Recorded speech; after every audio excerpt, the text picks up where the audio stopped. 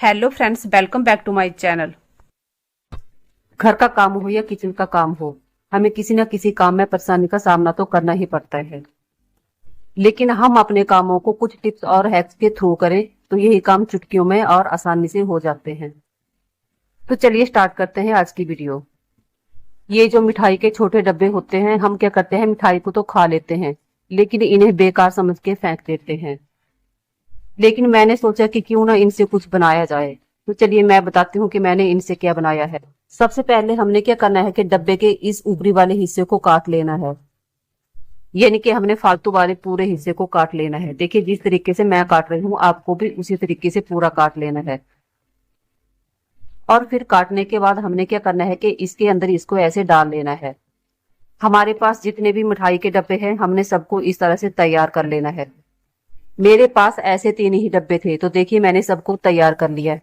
अब हमने क्या करना है कि जो गत्ता हमने काट के अंदर डाला है उसको फेविकोल से हमने अच्छे से चिपका लेना है ताकि वो अच्छे से सेट हो जाए।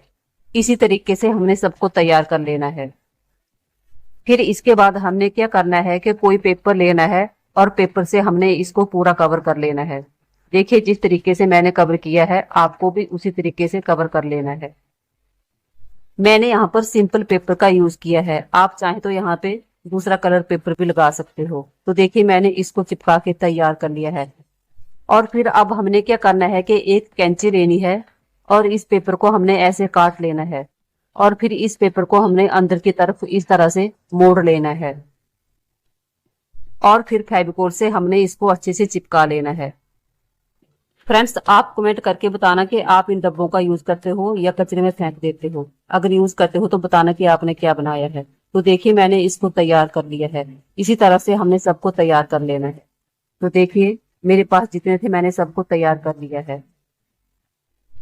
अब हमने क्या करना है कि फेविकोल से इनको आपस में चिपका लेना है। फ्रेंड्स आप कहाँ से और किस जगह से मेरी वीडियो देखते हो प्लीज कमेंट करके मुझे बताया करें ताकि मैं भी जान पाऊं कि मेरी वीडियो कहाँ और किस जगह से देखी जाती है। देखिए मैंने यहाँ पे 2 को चिपका लिया है और जो तीसरा है उसको मैं इनके ऐसे बीच में चिपका दूंगी इस जगह पे।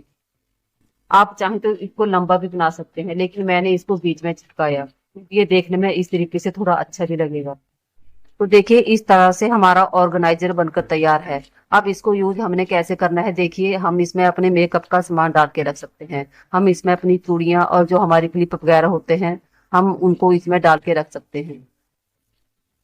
तो देखिए जिन छोटे डब्बों को मैं फेंकने जा रही थी उनसे मैंने कितना अच्छा ऑर्गेनाइजर बना लिया है। ये बनाने और सामान डालने के बाद बहुत अच्छा दिखता है। आप भी इसे जरूर ट्राई करना। उम्मीद करती हूँ कि आपको ये टिप्स मेरी पसंद आई होगी। कमेंट करके मुझे जरूर बताना। मेरी अगली टिप्स मिक्सी जार को लेकर है। कई बार क्या होता है कि इसकी ब्लेड बिल्कुल भी काम नहीं करती है। बाहर ठीक कराने जाते हैं तो वो थोड़े से काम के हमसे हजारों पैसे ले लेते हैं। तो इसे हम घर में ही बड़े आसानी से ठीक कर सकते हैं।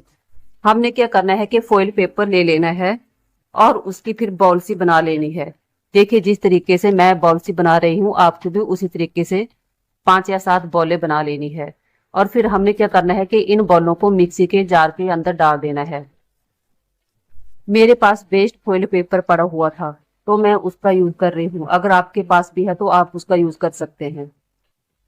अब हमने क्या करना है कि इस पे ढक्कन लगा लेना है और फिर कम से कम इसे 1 मिनट के लिए हमने पीस लेना है।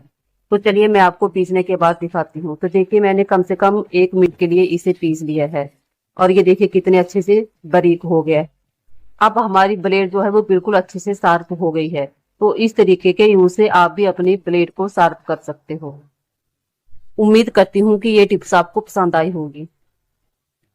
मेरी अगली टिप्स सिलेंडर को लेकर है। हम क्या करते हैं कि अपने सिलेंडर को ऐसे ही रख देते हैं जिससे क्या होता है कि हमारा फर्श नीचे से बिल्कुल गंदा हो जाता है, यानी कि जंग सी लग जाती और फिर वो जंग अच्छे से साफ ही नहीं होती है। तो इसके लिए मैं बहुत ही बढ़िया तरीका लेके आई हूँ। उम्मीद करती हूँ कि आपको बहुत पसंद आएगा। हमने क्या करना है कि इस तरीके की एक बोरी ले लेनी है। बोरी जो है वो जूट की ही होनी चाहिए। इसके बाद हमने क्या करना है कि पहले सिलेंडर को नीचे से साफ कर लेना है और फिर इसको बोरी में ऐसे जिस तरीके से मैं डाल रही हूँ आपको भी इसी तरीके से बोरी में डाल लेना है। जब हम अपने सिलेंडर को बोरी में इस तरीके से रखेंगे तो होगा क्या कि नीचे बिल्कुल भी जंग नहीं लगेगा। चाहे आप सिलेंडर को एक जगह में कितने टाइम के लिए भी रखें, लेकिन नीचे बिल्कुल भी जंग नहीं लगेगा।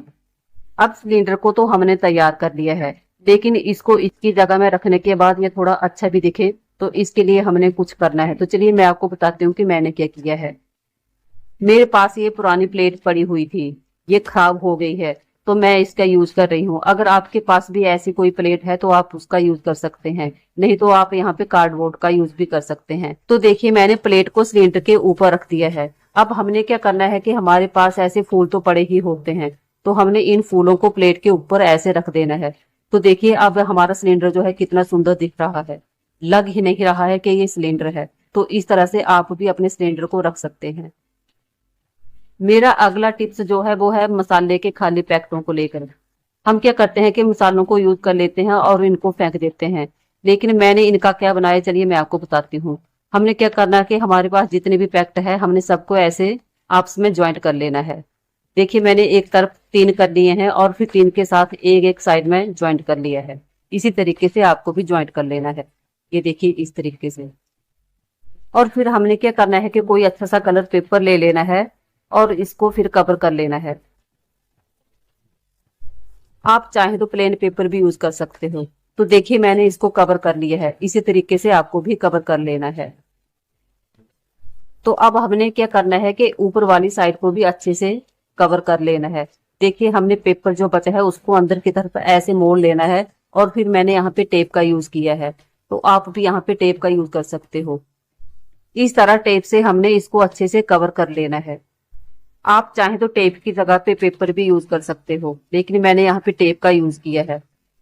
तो देखिए अब मैं ब्लू कलर की टेप का यूज कर रही हूँ, क्योंकि ये भी अच्छा लग रहा है। तो इस तरीके से आप भी इसे डेकोरेट कर सकते हो। अगर आपके पास मसाले के खाली डब्बे कम है तो आप उससे भी इसको बना सकते हैं। जो अंदर कार्डबोर्ड दिख रहा है हमने क्या करना है कि उसको भी टेप से कवर कर लेना है ताकि वो दिखे ना। तो देखिए मैंने उसको भी कवर कर लिया है और अब ये बनकर तैयार है। अब हमने क्या करना है कि इसको नीचे की तरफ ऐसे कार्डबोर्ड से कवर कर लेना है। तो हमने कार्डबोर्ड को पहले पेपर से ऐसे कवर कर लेना है और फिर इसको इसके ऊपर चिपका देना है। तो देखिए मैंने नीचे वाली साइड में कार्डबोर्ड को चिपका लिया है और अब हमारा ऑर्गेनाइजर बनकर तैयार है। आप इसमें अपने मेकअप का सामान भी डाल सकते हो, अगर चाहे तो किचन का सामान भी डाल के रख सकते हो। उम्मीद करती हूँ आपको ये वीडियो पसंद आई होगी। चलिए देख लेते हैं कि अगला ट्रिक क्या है। देखिए मैंने यहाँ पे नेल कटर लिया हुआ है।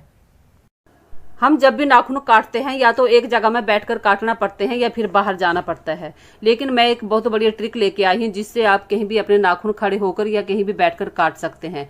आपको बिल्कुल भी बाहर नहीं जाना पड़ेगा और ना ही एक जगह पे बैठना पड़ेगा। तो इसके लिए आपने क्या करना है कि इस तरह की एक टेप ले लेनी है और देखिए इस तरीके से बाहर वाली साइड में इस टेप को हमने लगा लेना है। देखिए नेल कटर की बाहर वाली साइड में हमने टेप को इस तरह से लगाना है और दोनों साइड में लगाना है। देखिए एक साइड तो टेप लग चुकी है। अब क्या करना है कि दूसरी साइड भी इसी तरह से हमने टेप को लगा लेना है।